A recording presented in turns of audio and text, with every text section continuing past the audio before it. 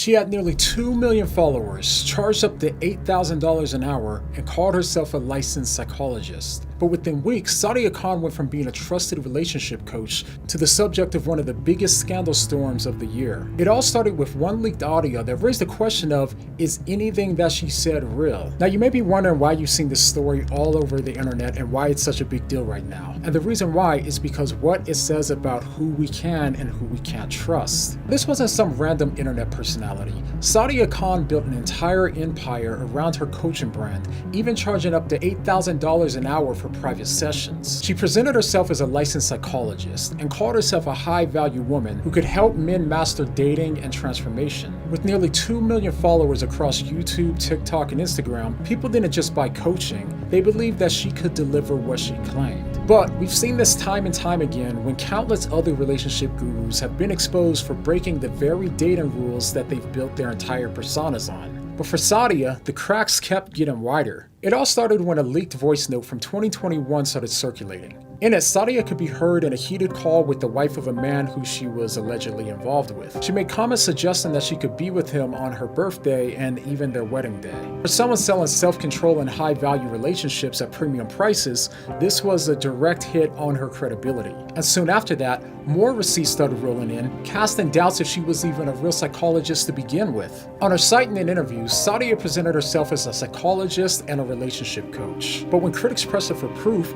her story didn't line up. What she showed as her DHA psychology license, her name never even appeared. But what did turn up was a teaching certificate from a place called the Center of Excellence, an online site known for selling low-cost certificates. And that is not what people thought that they were paying $8,000 an hour for. But it only continued to get worse from there, because instead of calmly addressing the accusations, screenshots and voicemails started circulating of her allegedly threatening critics, even saying things like, "Pick up the phone or I'll post your address." Others posted messages claiming that she was going after other people's families with cruel personal comments. And if true, this is not the type of behavior you'd expect from the image that she built as a professional coach and a mental health voice. And by the way, I don't know everything that she's been through, and if these charges are true, then people like her don't end up there overnight. So I'm sure that there's more to her story than what the internet's showing us right now. Okay, but here's the irony. The more that she tried to protect her image, the faster that it cracked. And just when things seemed like they couldn't get any worse for her,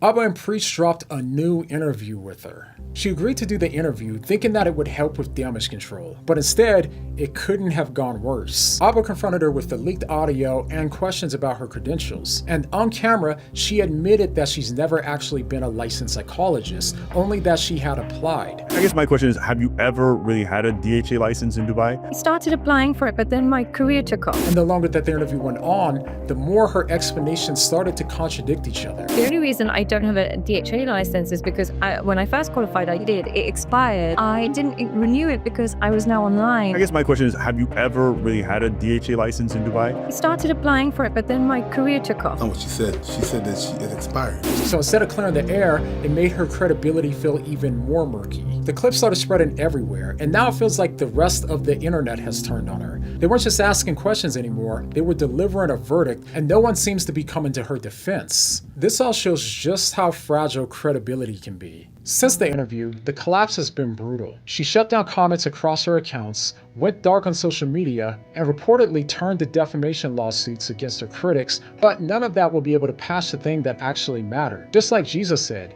you can look polished on the outside, but on the inside be full of rot. And after realizing that so many of the people that you look up to are living a double life, it's no wonder why we have such a hard time trusting people today. You're right to be skeptical of people and feel like everyone is hiding behind a mask. And that's the tragedy of Sadia's story, and also why this hit so hard for so many people.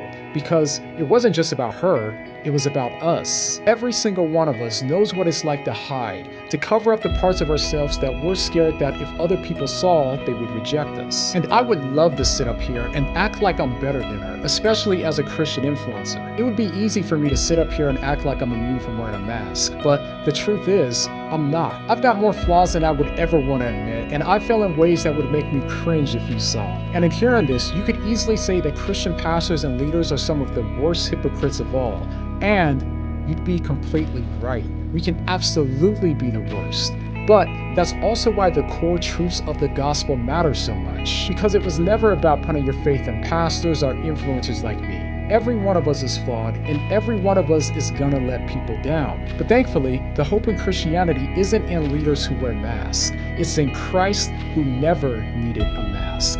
He lived with nothing to hide, and he carried our failures to the cross. So when everyone else fails, when leaders fail, when I fail, you can remember that his love doesn't fail. And that's the only foundation that you can fully put your faith and trust in.